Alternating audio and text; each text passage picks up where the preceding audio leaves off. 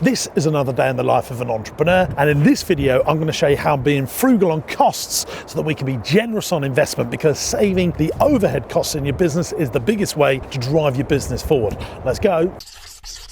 So here's the thing, I'm always trying to cut costs in our business, especially with everything going up so much. Have you heard all the facts about inflation? Well, as a business owner, you've got to be on this stuff. Where can you save costs? We bought McCarthy's, the bakery. They've got 50 grand's worth of overhead. And we've got here Party Man World, which is right next to the M25, Party Man World Upminster, brand new business that we bought with copious amounts of parking bang on the M25. So I'm just going to cut the overheads at McCarthy's, move all the distribution to here and all the manufacturing over to the brand new Rossi factory, saving a big ton of cash. Well, that's my idea anyway. Let's see what the team think. Do the team think we can actually do this? Are they excited about moving to here? Do they think it's a good strategic location? Sometimes they think my ideas are just crackpot. Let's see what they think. Come on. All the vans parked over there. We run power, have a loading canopy. Do you not think you should put it nearer the building? I definitely think parking the vans out of the way, because I don't want them near out, and also running power all to that way. But you would have all of this to your own until 10 o'clock in the morning.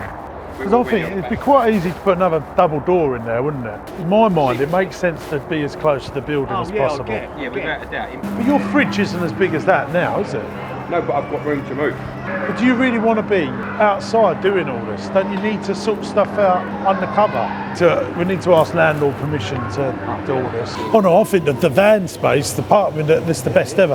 Are you happy with the location being close to M25 like that? But this is a better location, isn't it, in many ways? Getting out is fine. So I think that meeting went well. I think we're all aligned. I think we are excited about being in this location. And crucially, we're all going to save some money. Talking about this business though, this is a business that we bought just after coronavirus was sort of subsiding. The landlord had a tenant here that didn't want to be here anymore. They were really struggling with the business. We saw this as an opportunity right on our patch to reinvigorate this business. We've got it open. We're going to refurb it, do it up. It's going to be great. Put a day nursery here as well. And now we're leveraging the overhead as well. Oh, by the way, those that regularly watch us, do you know I print my own signs? Look at these snazzy signs that we're making in-house. Book a party. We do make a bear parties. And those teddy bears, ladies and gents, we also make. In fact, we are going to be showing you how we make our teddy bears in our next video, which is all about opening our India factory. Well, it might not be the next video, but in a couple of videos time. So make sure you check out the channel as we fly over to India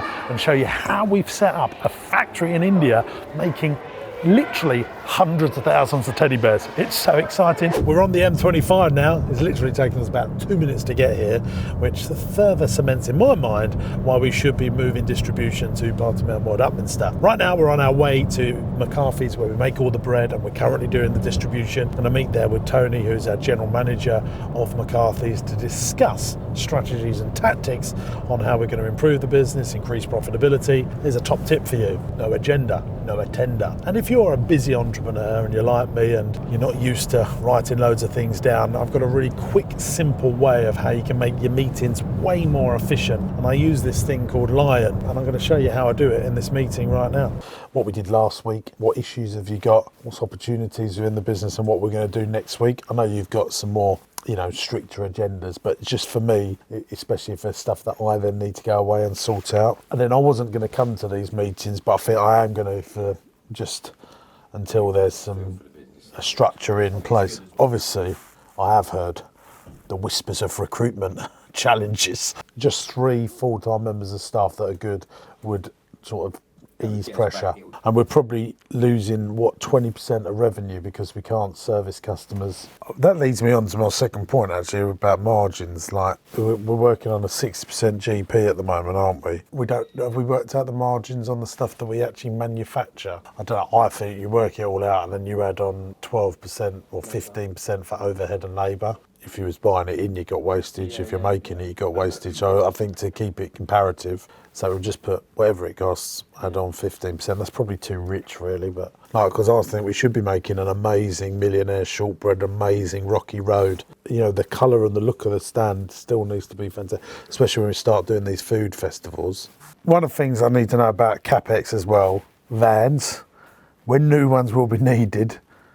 Blah blah blah. I need to be told. I don't want to be. I'm on that. Then the next thing, probably Sarah, this will start going under your remit and longer plan, is rebranding to Rossi. One of the other things as well that I hate is our uniforms, and that once we go to Rossi, we need to step that up and be looking the absolute nuts. So that's another thing to talk about. It's a big issue of mine because I don't really want people going out wearing jeans, and we're a food company. We need to look the nuts, don't we? Right, you can see more progress has been made at the Rossi factory. Equipment's starting to get in place now. More electrics has been done. Over here, the pasteurising plant is in, gang. That is a very big fridge for milk. The size of this bad boy. This is actually about 60 years old. And we bought this from, we bought another Rossi company called Rossi Kettering that used to be part of the original family. We bought all their factory that's closed down, so all our raw milk's going to go in there, into pasteurising. Flipping excited. Now, I've got another meeting now with the Rossi team about what we're going to be doing in the next week here. First of all, everyone, I think we should welcome Sarah. Hey. So in terms of customers that have actually converted into cash and bought, what wins did we have this week on that? I actually think you struggle to get people to pay 11 quid because they'll go to Macros and Costco's that do it. You have to think, well, we'll do it to build a customer base ready for when we do roasting all our own. If you can build a 200,000 turnover by not making much money, go right, now we're at 200 grand's worth, let's now invest in the capex and do it all ourselves to make a margin. Some of the issues we've got, Janks, on when can we, now Sarah's here, I suppose it's the first time I'm going to ask both of you, when can we look to sell sweets to our venues and to our customers? What's the timeline on that? What sort of cash do you need, Janks, to kick it off?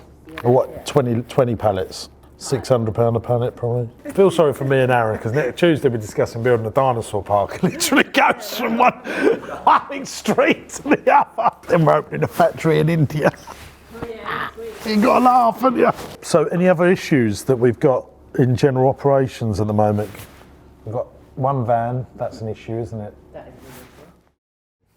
So now we're in sunny Southend and we're about to record a radio advert for Marsh Farm. So I'm going to record the advert so I get all the perfect tonalities and make sure the headlines are correct. And this advert will be repeated for the next year. So it's important that I understand why we're doing that and how we're doing it. Let's go. For a great family day out, why not come to Marsh Farm in Southwood and Ferrers? Book your tickets at marshfarm.co.uk. For a great family day out, come to Marsh Farm. It's a fun day out with so much to see and do for the whole family. Get ready for a day at the farm like no other. Well, it's a bit get ready, eh? See the shows and go on the fun fair rides. Come to Marsh Farm in Southwood and Ferrers for that brilliant day out. And I feel like I've said that too much, so I'm going to do it one more time, yeah? Book your discounted tickets at marshfarm.co.uk. Have a great day. Literally 12 minutes later, the advert's done. Done it in a few takes, not so many. Why do I do it? Because I just, like to boost my ego when I hear my voice on the radio. I'm joking. I just want to make sure that we're getting the call to actions right, to make sure we're getting a consistent message. And that ad will run for 12 months now. So it'll just keep drip feeding people. And because the guy that owns that radio station and owns Adventure Island, which is behind me as I'm walking the other side, it's a good friend of mine, so I like supporting his business. Bloody freezing, gang. I'm here to tell you about the Rossi ice cream story, because I think this will really give you some context as you follow the channel on what I'm trying to build here. Rossi's 100 years old. It was started by the Rossi family, and they started making ice cream, and then over time they set up loads of outlets, and I think they had 5 in total, maybe 6. As time went on, they sold all the individual shops on, but they still supplied them all the ice cream, which is what we do today, and they still owned the brand. And everyone over time, over that 100 years, have started doing their own things, and different owners have bought and sold the shops. Well, I want to buy them all back one day to get that super brand consistency. And when you own them all, you can control everything. This is one of the original Rossi ice cream parlours. It's bloody fantastic, and that's one of the original logos, but the logos have slightly changed over the years. There's different staffing, different management. I want to bring that all under control. So this is one of the first Rossi ice cream parlours, and you'll see it looks slightly different to this one. This is another early Rossi ice cream parlour. You'll see slightly different logo. We are not even using the crown here, which came in later years. This is owned by someone else. We still supply the ice cream. They're doing their own things. That's why over time we've just got to buy them all back and control everything and get it back to normal. Let me show you one of my absolute favourite Rossi ice cream parlours now. This one is beautiful. So this is it, gang. This is the jewel in the Rossi empire. It's the Rossi ice cream parlour. It's a multi-generational place. Literally, families have been coming coming here for generations. The busiest trading day, I'm told, is actually Boxing Day. Can you believe that? It's a really cold day today in January. They've still got customers. And for an ice cream parlour, that's really impressive, especially when you're on the seafront.